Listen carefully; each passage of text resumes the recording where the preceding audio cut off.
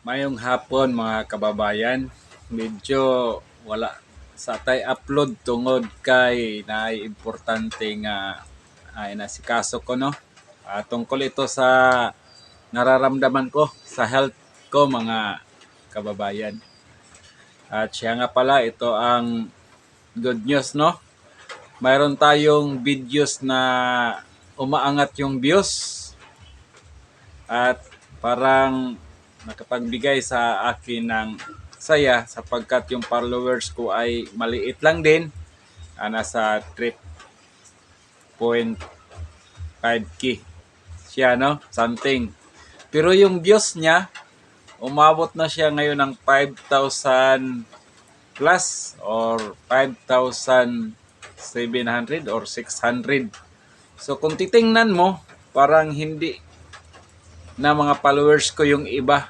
Parang ini-scattered na ni Facebook yung videos natin. Sana tuloy-tuloy na yun kapag makapag-upload tayo ulit. So ang target namin, yung matanda doon sa San Antonio, pupuntahan namin ni Annalisa Curse. At tungkol nga pala, mayroon akong ibabalita sa iyo na good news. Kanina ko pa lang din. Siguro yung iba matagal na tong alam pero para ito sa mga hindi nakakaalam para makalibre naman kayo.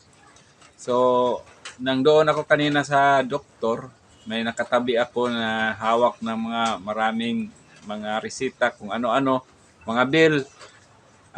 In-advise niya ako na magkuha ng doctor medical certificate para ibigay doon sa DSWD. At nang doon ako kasi magpapaano tayo, mga kapamilya, may nararamdaman tayo mga kababayan. So, binigyan ako ng request ng doktor na magpa-ultrasound kasi yung tagiliran ko sumasakit. Para malaman, ma-identify kung kidney ba, magkaroon ba tayo ng mayroon bang asin-asin yung kidney natin hanggang maagapan natin kaya hindi muna kami nakapag-vlog ngayon, no? So, hintay lang kayo.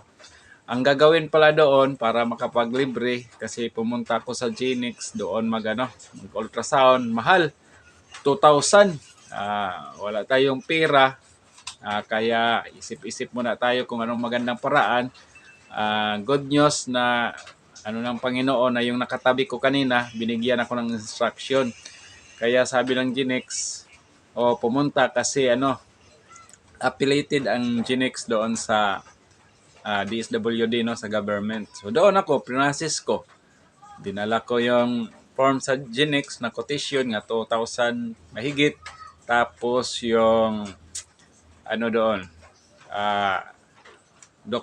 medical doctor no, certification. So marami talaga doon galing ibang lungsod no. May Lianga, Marihatag. Awa nga ako dahil malayo sila. Kami malapit lang tayo dito. Mas pabor sa atin dito sa Tandag. Kaya yung iba nga mayroong mga nararamdaman, wala kayong pambili ng mga gamot, kung ano-ano. So marami kayong malalapitan, no? Marami tayong malalapitan. Nandun yung Office of the Vice President. Nandun yung Malasakit. Nandun yung DSWD.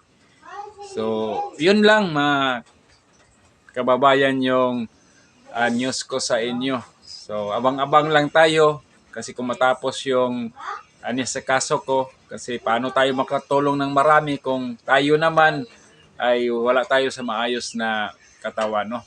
So, hindi natin ganun talaga ang buhay. Minsan, hindi natin iwasan na mayroon tayong nakaligtaan ng health natin, na nabuso na natin, no? So, mas maganda uminom ng lagi-lagi marami ng tubig at saka yung tubig na hindi chlorinated. Natakot pa ako may nalaglag. No? So, hanggang dito lang. Salamat sa mga nanonood sa videos namin. Lumagpas na sa 5,000. So, yung followers ko konti lang. So, talagang dinistribute na ni Facebook yung mga videos ko. So, that's all. At God bless sa inyong lahat.